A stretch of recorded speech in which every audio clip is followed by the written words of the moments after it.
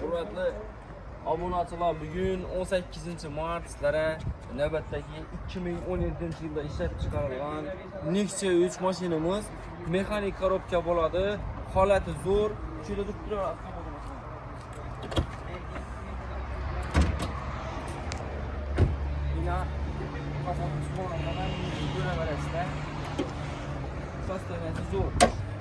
bu mashinamizni sizlarga bu 4 milyon so'm bilan hamma ishlarni bitirib beramiz. Shu mashinada 4 milyon berasizlar, hamma ish bitadi. Xullas, mashinamiz ABS'lari bor, krapullar düzülgan bir marta, eldindan udari yo'q. Kapotlar ham o'ziniki. Bu almaskan ekan kapot. Eldi kapot almaskan ekan. Keyin xullas, mashinamiz kraskasina keladigan bo'lsak, avval mashinani kraskasina kelsak, shunning go'k svet bo'lgan, egalari shu svet yoqmagani uchun to'mna siniy svet. Svet yoqmagani uchun egalar oq svet etganlar mashinada hammaydi. 400 ming kilometr yuribdi mashina o'zi, halol yurgani.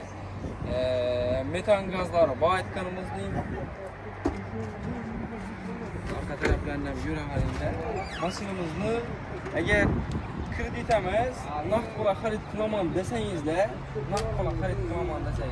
yana bellarga men rozi etilmaydi ekan. Shunday svet bo'lganda, bu go'k svet bo'lgan avval.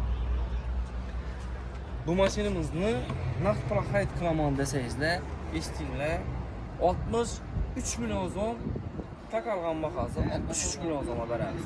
Agar avtokredit hemen desangizlar, Nataysk aylarına 8 milyon çıkadı. Şu 4 milyonunu bize veremiz, 4 milyonunu size verəsizlər. 4 milyon son bilen gelsənizlər, xullas maşının adlarınızı ötürüb, nomerlərinizi alıp, həmmə işçəyiz bitirib verəmiz. Aylıq tolağı 3 yıla 3 milyon 900 min sondan çıkadı. Həmməyizi bərəkatı kütəmiz. Maşında udar yok, ne bu ustağı göstər verəsizlər, satışlarınızı zor. Puldan layık nersə, həmmə maşında pulu boladı. Bu maşinimizdən pulu şundur. Eğer bu 17. yıl Radnoy Kraska sastanesi zor, 150 bin liraya ya 100 bin liraya olsa 80-90 milyon zaman aytıp bir adamlar var. Eybi burada gökten at ötürgerler. Şu üçünden bakası 63 milyon son. Nexia 2 vermiydi normalde 63 milyon zaman. Biz sizlere Nexia 3 maşinini veririz. Mesela hem mezli berek haftada kütemiz. Gele verəsizlər, şimdi maşinlarımız köp.